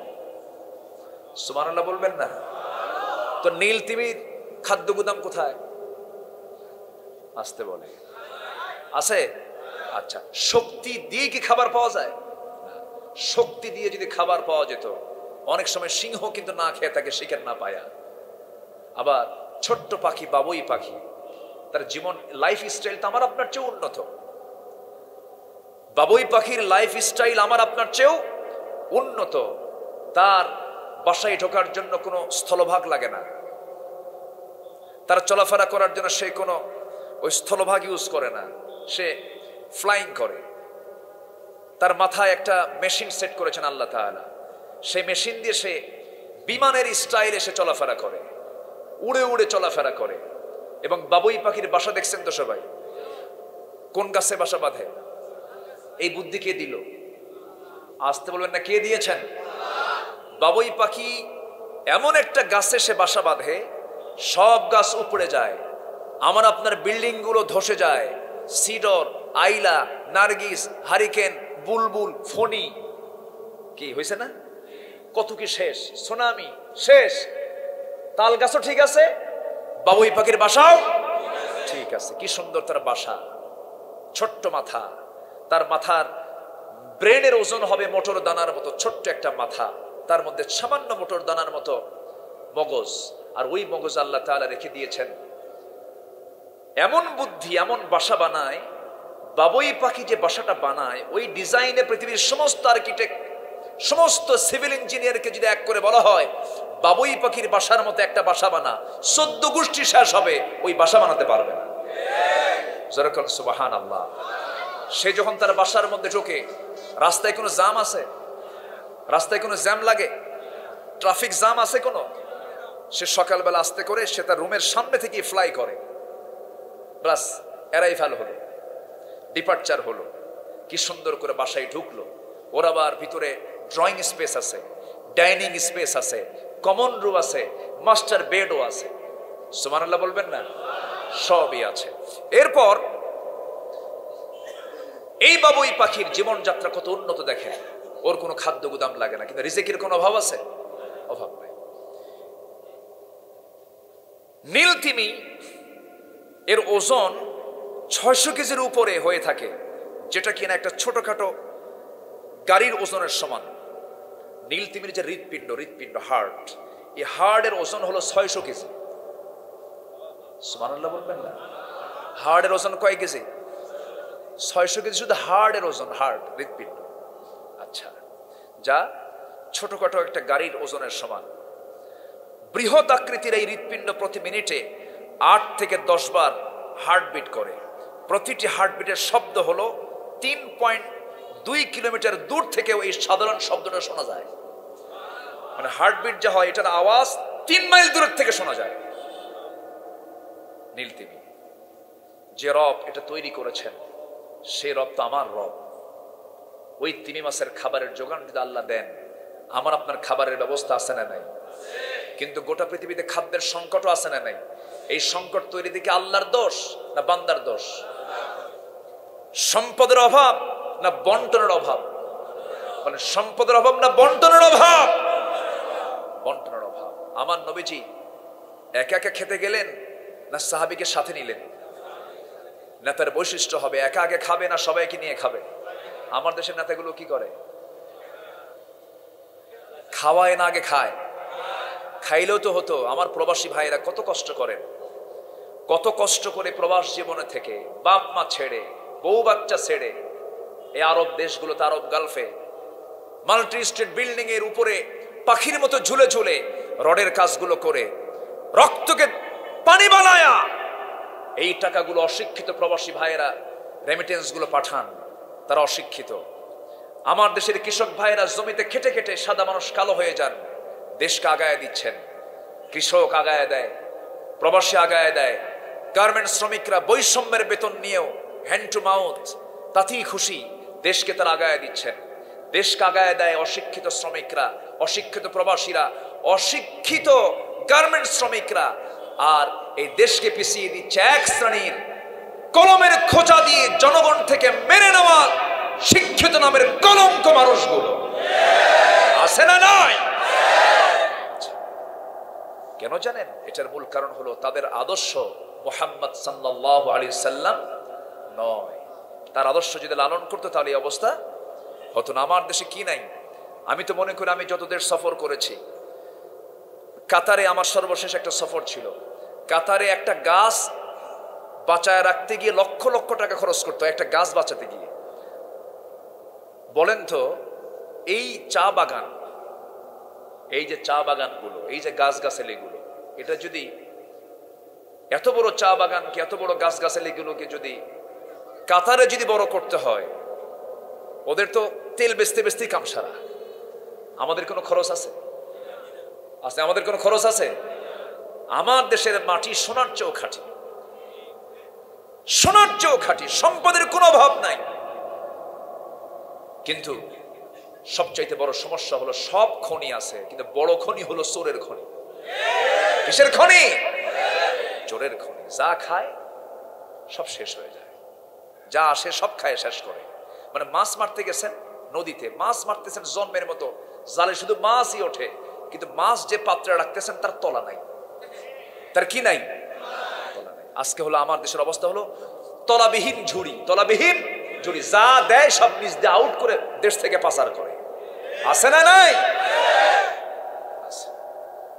আমার নবী আগে খেলেন না খাওয়ালেন? রসুলকে আগে খাওয়ার চিন্তা করেছেন না খাওয়ানোর চিন্তা করেছেন? রসুল বললেন, জাবের চিন্তা করো না, বান্দা যার রিজিকের দায়িত্ব তার।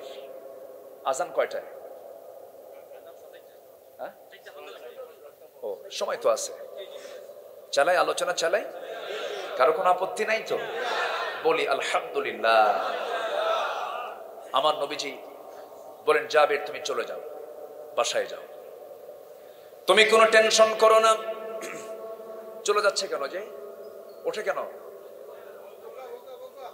বসেন বসেন বসেন, আমি তো শেষ করিনি। বসেন। বক্কা বক্কা না কি কয়? বৌকা। হ্যাঁ, বৌকা কৌকা। আপনাদের ওজনগুলো আমার খুব ভালো লাগে। বলি আলহামদুলিল্লাহ। হ্যাঁ, খুব সুন্দর, আপনারা খুব সুন্দর ভাষায় কথা বলেন। সাইয়েদনা জাবের চলে গেলেন বাড়িতে। বাড়িতে গিয়ে বলেন, বউ আমার কাম তো সারছে, কেন প্যাঁচ লেগে গেছে। রসুলকে কানে কানে বললাম, হুজুর আপনার দাওয়াত। রসুল তো হাটে হাড়ি ভাঙছে। রসুল কি হাটে হাড়ি ভাঙছে? সব জানায় দিয়েছেন, সবাইকে দাওয়াত দিয়েছেন। এখন কি করা যায়? ওই সাহাবীর স্ত্রী এবার মুস্কি হাসি মেরে বলছেন, স্বামী আপনি চিন্তা করেন কেন? মেহমান তো বরকত, বান্দা যার রিজিকের দায়িত্ব তার। যেরকম সুবহানাল্লাহ। তাহলে একটা বাড়ির বউ যদি ভালো হয়, এর চাইতে বড় কল্যাণ কিছু আছে বলেন তো? যার বউটা ভালো, সে যে কত বড় ভাগ্যবান। কিছু কিছু বাড়ির বউ আছে, মেহমান দেখলেই গাও জ্বলে। আছে না? আছে না? সেনসেন করে, এত মেহমান কেন? একটা বিষয় মাথায় রাখবেন, যে বাড়িতে মেহমান বেশি হবে সেই বাড়ির রিজিক কখনো ফুরাবে না। যেরকম সুবহানাল্লাহ। তাহলে মেহমান আসলে আমরা বলবো নাউজুবিল্লাহ না আলহামদুলিল্লাহ? নাউজুবিল্লাহ না আলহামদুলিল্লাহ? আলহামদুলিল্লাহ। মেহমান আছে যেখানে, বরকত আছে সেখানে। কখনো মেহমানকে দেখে মন খারাপ করা যাবে না। আমার নবীজির এক সাহাবী তালহা রাদিয়াল্লাহু তাআলা আনহু তার নাম, তার বাড়িতে বাজার নাই 3 মাস। কয় মাস? 3 মাস একটানা বাজার নাই। বউ কোনোদিন খেপেন নাই। একদিন বললেন, স্বামী বাচ্চাগুলো না খেয়ে থাকে, তেমন কোনো খাবার টাবার নাই, তা আপনার কাছ থেকে কিছু কয়েন জমা করেছি, এই কয়েনগুলো নিয়ে যান, একটু বাজার করে আনেন, আজকে তৃপ্তি ভরে রাতে খাবো। আচ্ছা দাও। ব্যাগটা হাতে নিয়ে চলে গেছেন বাজারে। কিন্তু বাজারে ঢুকা মাত্রই আজান দিয়েছেন এদিকে মসজিদে। এখন বাজার আগে না নামাজ আগে? নামাজে চলে গেছে। নবীজি বয়ান শুরু করছেন, আসর হয়ে গেছে, মাগরিব হয়ে গেছে, এশা হয়ে গেছে, বাজার আর করা হয়নি। নবীজি নামাজ পড়ার শেষে এখন ওই সাহাবীকে ডাক দিয়ে বলে, যার 3 মাস বাজার নাই, তাকে ডাক দিয়ে বলতেছে, তালহা এই যে একটা মেহমান আছে আমার, সবাইকে 3 জন 4 জন করে ভাগ করে দিছি, তুমি এই মেহমান অনেক দূর থেকে আসছে, এনাকে নিয়ে যাও, মেহমানদারি করো। ওইদিকে কিন্তু কি নাই? বাজারে নাই। কয় মাস? 3 মাস। চলে গেছেন বাড়িতে। বউকে ডাক দিয়ে বলেন, আমার স্ত্রী এই যে বাজারের ব্যাগ, বাজার করার সময় পাইনি, মেহমান নিয়ে আসছি। বউ বলতেছে, আলহামদুলিল্লাহ। বান্দা যার রিজিকের দায়িত্ব তার। এরকম বউ তো আমাদের বাংলার ঘরে ঘরে আছে না? আসতে কয় যদি এরকম হয়, আমার বাড়ি আপনার বাড়ি, 3 মাস বাজার নাই, 3 মাস বাজার নাই, আবার মেহমান ঘরের উপরে, বলেন বইয়ের অবস্থা কি হবে বলেন? আপনারটা বের করে দেবে না? ভালো আছে, বলি আলহামদুলিল্লাহ। সাইয়েদানা তালহা রাদিয়াল্লাহু তাআলা আনহুর বউ বলতেছে, স্বামী আমার চিন্তা করবেন না, মেহমান এসেছেন, বরকত নিয়ে এসেছেন, বরকত ফুরাবে না। ওই যে তুষের বস্তা দেখা যায়, তুষের বস্তা একটু নিচে নামায় দেন। তুষের বস্তা চিনেন তো? ধান থেকে চাল করলে যে তুষটা বের হয়, এটাকে তুষ, এলাকায় কি বলে? তুষ। ওই তুষের বস্তা নামায় দেওয়া হলো। চালনাতে চালতে চালতে চালতে চালতে মোটে কিছু খুদ বের হলো। জবের খুদ বের হওয়ার পর সেই খুদটাকে পিষে পিষে পিষদানিতে পিষে পিষে আটা বানায়া, খামির বানায়া দুটা রুটি প্রস্তুত করা হলো। দুইটা রুটি বানায়া দিয়া স্বামীকে ডাক দিয়ে বলে, স্বামী আমার দুইটা রুটি মেহমানের সামনে দিয়ে আপনি চট করে চলে আসবেন। সামনে থাকলে আপনার একটা রুটি খাওয়া লাগবে, মেহমানের পেটটা ভরবে না। চট করে আপনি যখন চলে আসবেন, লাইট বন্ধ করে দেব, ভেবে নেবে সে আমরা খেয়ে নিয়েছি, আমরা তো খাই নাই। গোটা রাত চলে গেল। ফজরের সময় মেহমানকে সঙ্গে করে মসজিদে চলে গেছেন। নামাজ শেষ হয়ে গেছে। আমার রাসূল সবাইকে বিদায় দিয়ে পিছন থেকে ডাকতেছেন, তালহা এই দিকে আসো। সাইয়েদনা তালহা কাঁদতে কাঁদতে বলছেন, হুজুর আপনার প্রদত্ত মেহমানের সম্মান আমি করতে পারিনি, আপনি আমাকে মাফ করে দেন।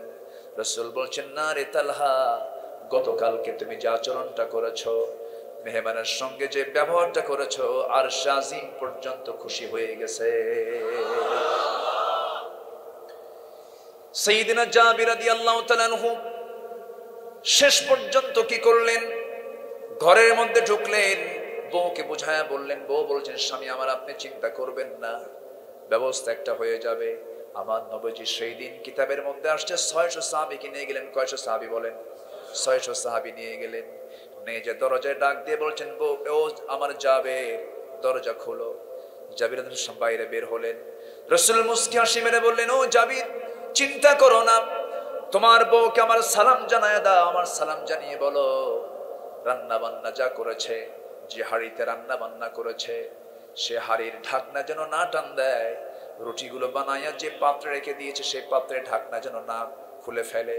আজকে রান্না বান্না করেছে তোমার বউ, আর বন্টনের দায়িত্ব আমি কাউকে দেব না। বন্টনের দায়িত্ব নিলাম আমি রাসূল নিজে, আমি নিজে বন্টন করব, চিন্তা করো না। আমার নবীজি করলেন কি? বিসমিল্লাহ বলে সবার হাতে হাতে রুটিও দিলেন, গোশতও দিলেন, নিজে বন্টন করলেন। আগে খেলেন না, আগে খাওয়ালেন। আগে খেলেন না, খাওয়ালেন। সারা জীবন নবীজির সিস্টেম ছিল আগে খাওয়ানো, এরপরে তিনি খেতেন। সবার শেষে তিনি হাঁড়িতে হাত রাখতেন, খাবারে হাত রাখতেন, সবাইকে আগে খাওয়াতেন। আমার নবীজি সবাইকে খাওয়া দিলেন। তৃপ্তি করে 600 সাহাবী 6 কেজি ওজনের ছাগলটা খেলো। কিন্তু ওই হাড়ির এক চুল পরিমাণ গোশত সেদিন কমে নাই। জোরে কোন সুবহানাল্লাহ। ভরসা করতে হবে কার উপরে? আসতে বলবেন না, কার উপরে? টাকা পয়সা থাকলেই কি সুখী হওয়া যায়? রিজিক কি টাকাওয়ালা পয়সাওয়ালা যারা, তারাই কি প্রকৃত রিজিক পায়? না। আচ্ছা, গ্রামের লোক বেশি খায় না শহরের লোক বেশি খায়? বলেন। গ্রামের লোকই তো বেশি খায়। শহরের লোক তো মেপে মেপে বসে খেতে। ডাক্তার বলে দিছে চার্ট নিয়ে বসে। রুটি 25 গ্রাম, কি ঠিক কিনা? সুগার নট অ্যালাউড, ঠিক আছে না? সবজি এত গ্রাম, এই দিয়া খাইতে বসে। ফাঁকি প্লেটে, ফাঁকিবাজি প্লেট, যে প্লেটের তলাই নেই। সামান্য একটা রুটি আর সামান্য কিছু সবজি দিয়ে খাওয়া শেষ। গ্রামের মানুষের কি এরকম প্লেট নিয়ে বসে? ওরা কি নিয়ে বসে? বসে বোল না গামলা না ডিশ কি বলে? আচ্ছা, বোল নিয়ে বসে। বোল নিয়ে বসে 1 কেজি চাউল খাওয়ার পর, 1 কেজি চাউলের ভাত খাওয়ার পরে বলে আরো কিছু আছে নাকি? এক সাইড তো ফাঁকাই আছে, এখন আছে না নাই বলেন? আছে। তাহলে রিজিক কিন্তু সম্পদ হলি হয় না। রিজিকের ফয়সালা কার? কার ফয়সালা? আল্লাহর ফয়সালা। এজন্য আমরা আল্লাহর কাছে চাবো, রিজিকের ফয়সালা কে করে দিবেন? আল্লাহ করে দিবেন। অনেক কথাই ছিল, সময় তো অল্প, দোয়ার দিকে যাবো, আজান হবে আবার। নাম্বার 5 হলো অপচয় না করা। অপচয় করলে কার ভাই হয়ে যায়? কার ভাই হয়ে যায়? শয়তান। নাম্বার 6 হলো মিতব্যয়ী হব আমরা। নাম্বার 7 হলো আল্লাহ ব্যতীত কাউকে না ডাকা। নাম্বার 8 হলো হত্যা না করা। নাম্বার 9 হলো জেনা না করা। নাম্বার 10 হলো তওবা করা। নাম্বার 11 হলো ভালো করে ঈমান আনা, ইল্লা মান তাবা ওয়া আমানা ওয়া আমিলা সালিহান। নাম্বার 12 হলো নেক আমল করা। নাম্বার 13 হলো মিথ্যা সাক্ষী না দেওয়া। আমার দেশের মামলা চলে কি সাক্ষী দিয়া? আচ্ছা, মিথ্যা সাক্ষী কি ইমানদার দিতে পারে? নাম্বার 14 হলো অনর্থক কথা কর্মকে এড়িয়ে চলা। নাম্বার 15 হলো আল্লাহর স্মরণে অন্ধ বধিরের মতো না থাকা। নাম্বার 16 হলো পরিবার, স্ত্রী, সন্তানদের জন্য দোয়া করা। দোয়া শিখিয়েছেন কে? আল্লাহ তাআলা। কি দোয়া করা? সবাই বলেন, রব্বানা হাব লানা মিন আজওয়াজিনা ওয়া যুররিয়াতিনা কুররাতা আ'য়ুন ওয়াজআলনা লিল মুত্তাকিনা ইমামা। আমার বন্ধুগণ, নাম্বার 17 হলো আল্লাহর কাছ থেকে পুরস্কারের জন্য সবর ধরা। শেষ কাজ হলো সবর ধরা, ধৈর্য ধরা। এই 17টা গুণ যদি কোনো বান্দা অর্জন করতে পারে, আল্লাহ তাআলা বলছেন, উলাইকা ইউজজাউনাল গুরফাতা বিমা সাবারু ওয়া ইউলাক্কাউনা ফিহা তাহিয়াতান ওয়া সালামা খালিদিনা ফিহা হাসুনাত মুস্তাকাররান ওয়া মুকামা। জোরে বলুন আল্লাহু আকবার। এই 17টা গুণ যদি অর্জন করতে পারে, তাদের জন্য সম্মানজনক লাল গালিচা সম্বর্ধনা আল্লাহ রাব্বুল আলামিন দিয়ে দিবেন। তাদের জন্য পুরস্কারের ঘোষণা দিয়েছেন এবং তাদের জন্য সম্মানজনক জান্নাত আল্লাহ রাব্বুল আলামিন রেখে দিয়েছেন। জোরে বলি সুবহানাল্লাহ। নামাজ পড়ব কয় ওয়াক্ত? নামাজ ছেড়ে দেব না কারা কারা? একটু হাত তুলে দেখান দেখি। নামাজ পড়ব কয় ওয়াক্ত? জোরে বলি ইয়া আল্লাহ, আমাদেরকে 5 ওয়াক্ত সালাত আদায় করার তৌফিক তুমি আল্লাহ দিয়া দাও। জোরে বলি আমিন। আরো জোরে আমিন। আরো জোরে আমিন।